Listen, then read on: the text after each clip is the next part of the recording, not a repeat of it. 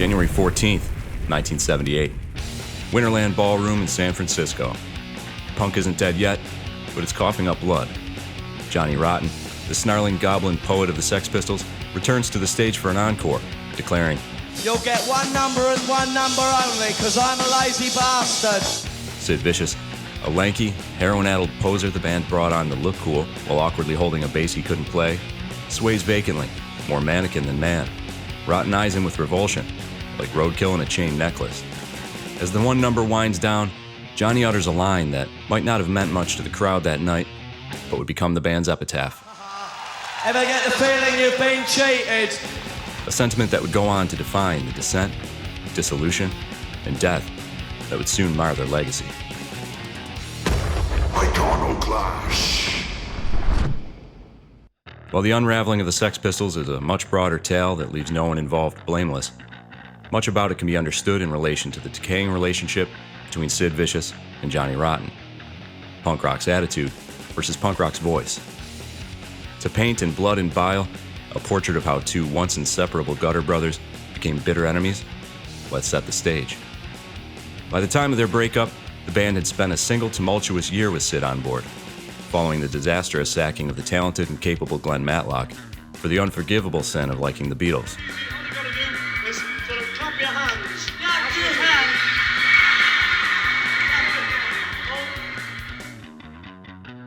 Guitarist Steve Jones admitted in 2005 that while Matlock was a solid songwriter, he didn't look like a Sex Pistol.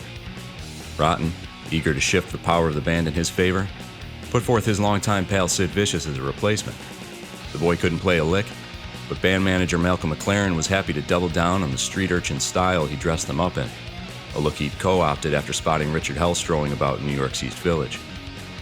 Sid fit the bill to a T, both in style and attitude. Jones would later remark, "From the minute Sid joined the band, nothing was ever normal again."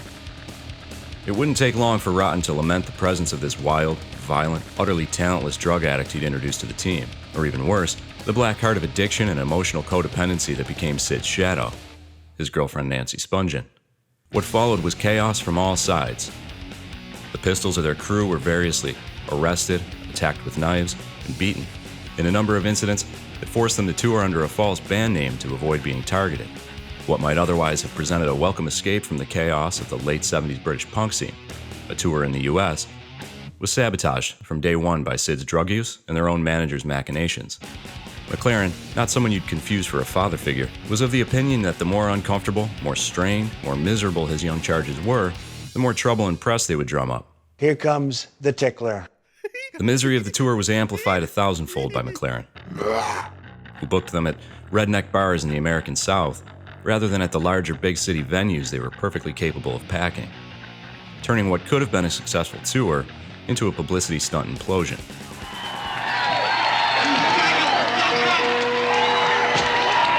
I just came up and upset the bass player because I knew that he knew that I meant physical harm, and I have to say I was ugly about it. But he came out and hit us over the head with a bass. He was hitting us because I was going like this, "Come on, buddy," and he kept going like this. And I would have been glad to take him on or his buddy Johnny. I don't care either one, and so consequently I was taken out of the concert. I came here to openly cause dissent against the Sex Pistols because I believe negatively in what they're doing. For the uninitiated, you're surely saying, Rotten? Vicious? Those are funny names. Are they Dutch? Let's find out. Born January 31st, 1956, in North London to Irish immigrants, John Joseph Lydon barely survived meningitis and polio as a kid, leaving him with a limp and persistent resting bitch soul. By 1975, he was spotted by Malcolm McLaren at Sex Boutique, a clothing store he operated with partner Vivienne Westwood. Lydon was invited to join the Sex Pistols after an audition that consisted of screaming over an Alice Cooper song. Transformed into Johnny Rotten, he introduced a sardonic, political, feral style that still hits like distilled punk concentrate. The guy's smart, funny as hell, and grumpy as a boiled boot. He turned the band into tabloid terrorists, banned from venues after Bill Grundy goaded them into swearing on air. No. What was the rude word? Shit. Was it really? Good heavens, you frightened me to death. All right. Born May 10th, 1957 in southeast London, Simon John Ritchie grew up poor. His single mom, a hippie who sold weed to get by, and later introduced him to heroin. There'd been situations before the Pistols when I'd seen her give him a birthday present of a bag of heroin. I did not like this. She kicked him out of their home when he turned 16, telling him, "It's either you or me. It's not going to be me.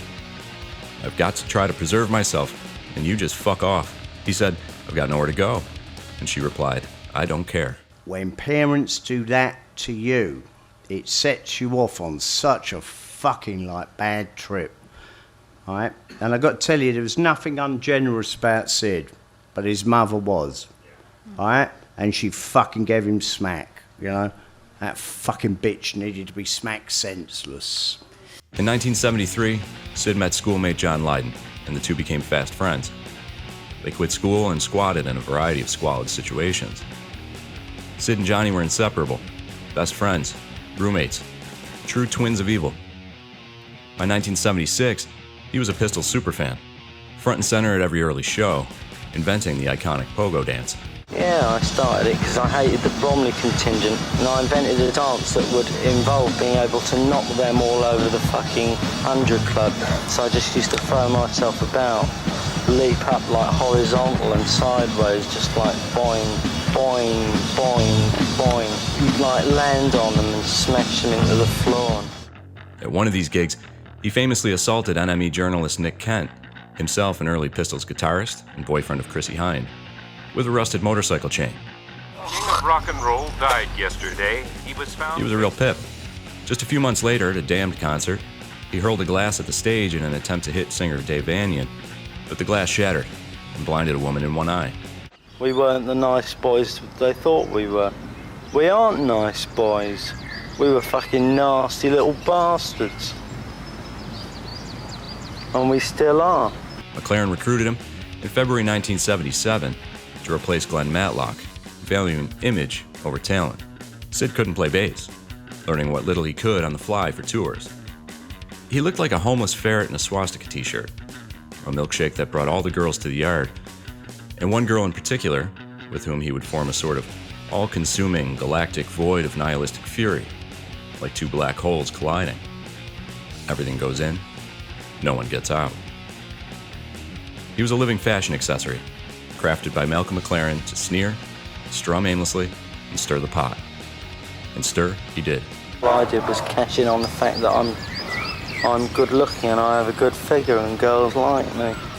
Now that we've established what great friends these two nice lads were, you might be hoping that they went on to share years of onstage magic, and that they're still out there somewhere, entertaining fans with the vast catalog of songs they would go on to pen together. Let's get on with dashing those sweet sentiments. Let's not kid ourselves. The clash erupts immediately upon Sid's arrival as a member of the band in February 1977. While Rotten might have been an early advocate of Sid's, he quickly changes his tune. Rotten, the band's lyrical brain, resents McLaren's puppetry.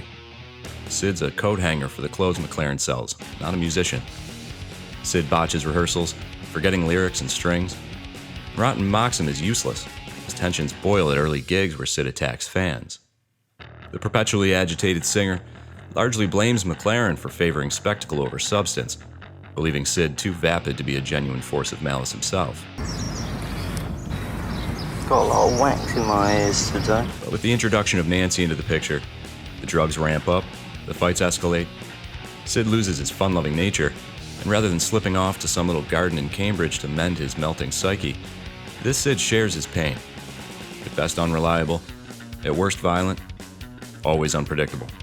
Worse, Sid slowly realized he was becoming the face of the band, while Rotten slid down the ladder to simply providing the voice. As I was just playing bass and going crazy and leaping up and down. He thought I was trying to take over his position as the new Johnny Rotten. Up to that time, Sid was absolutely childlike, Johnny would later say. Everything was fun and giggly. Suddenly he was a big pop star. Pop star status meant press, a good chance to be spotted in all the right places, adoration. The cottage industry of liggers that you get being in a band zoomed in on him and told him how wonderful he is and all of this, and he just totally got sucked up into it. I'll tell you, Fame is a monster. A monster. And none of us were given any warning or help. You know, it's lucky that we survived ourselves. The US tour, January 1978, is hell on earth. Sid's heroin haze leads to onstage collapses, fights, a seven-city disaster that culminates in Rotten quitting the band in San Francisco. Oh, bollocks, why should I carry on?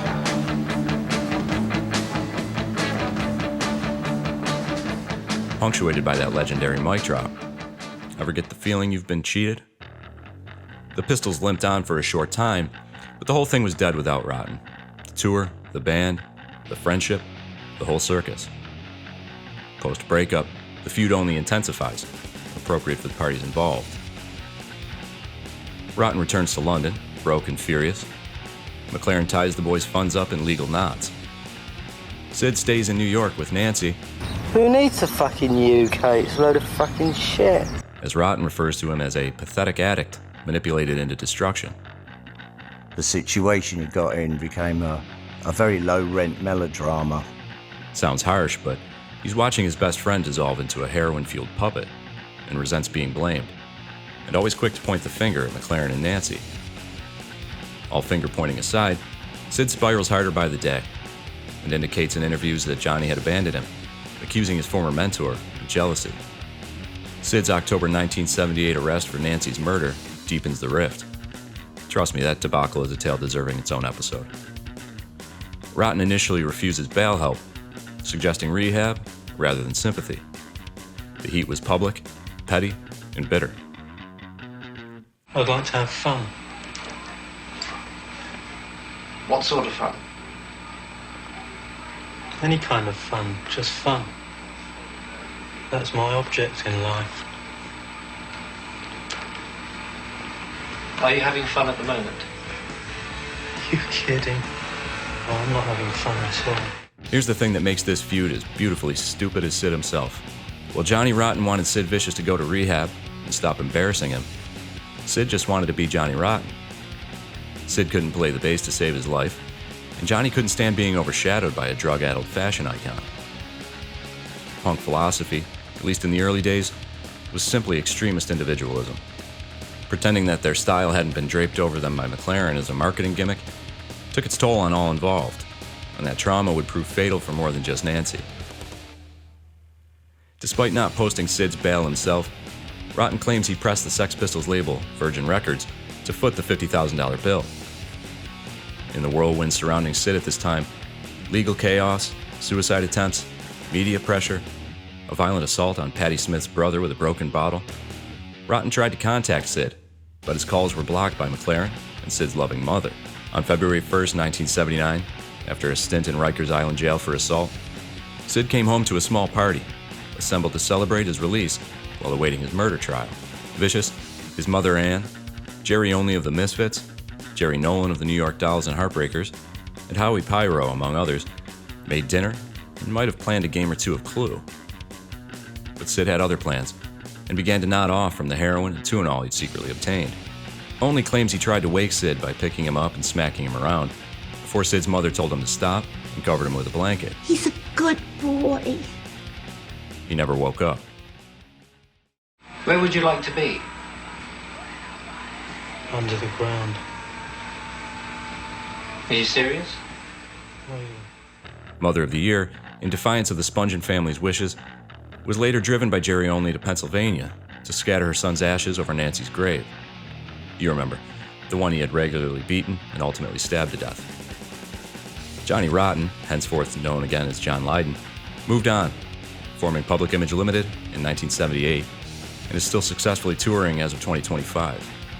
He eventually won a lawsuit against McLaren, gaining the rights to the Sex Pistols, but the feud's scars linger. To Lydon's endless frustration, Sid's legend continued to grow even in death, with fans seemingly unconcerned about his lack of talent or contribution to the band that made him famous. A 1986 biopic, Sid and Nancy, romanticizes him, irking Rotten, who boycotts, claiming the film celebrates heroin addiction, goes out of its way to humiliate Vicious's life, and completely misrepresents the Sex Pistols' part in the London punk scene. The remaining Pistols reunited briefly for a 1996 reunion, with no Sid tribute, Rotten calling the whole thing Cash from Chaos. In November 2006, the Sex Pistols were inducted into the Rock and Roll Hall of Fame, but rejected the honor, on the grounds of the Rock and Roll Hall of Fame being absolute bullshit. There's plenty of drama surrounding the Sex Pistols that comes to a head again in 2024, but that too is another feud for another time. The final word on this clash goes to Lydon, with Sid refusing to comment in the multiple seances we've held in the hope of obtaining a quote from him on the subject. In 2009, Lydon told The Independent, "I'm sorry, God, for the day I brought Sid into the band. He felt so isolated, poor old Sid, because he wasn't the sharpest knife on the block. The best aspect of his character, which was his humor, just vanished the day he joined the Pistols." I felt really guilty about bringing him into the Pistols because he was ill-equipped mentally to deal with the pressures, and he was prone to fall into the drug culture very quickly. In honor of this week's episode, I made a portrait of young Sid and Conte crayon on my belly to share with you all. But when I stood up, I realized it would be upside down from your perspective. So I tried to do a handstand on my lawn to turn the image upright, but my girlish arms buckled under the strain and I ended up face down in a pile of dog shit. I called out for help, but when my neighbors arrived, rather than inquire if I was okay, they asked me two urgent questions. Was Johnny Rotten a jealous genius or punk purist? Was Sid a tragic victim or a talentless thug? Well, he wasn't the brightest spark on the planet, Sid. No, he was my friend, and I miss him very much, I gotta tell you. Drop your takes in the comments, Feud Fiends. Is Conte crayon optimal for flesh portraiture? That's all for today. Join us next time when we dissect another star-studded spat that'll make you glad you're not famous. Like us. Subscribe to us. Submit to us. Until next time, Feud Fiends. This has been Iconoclast.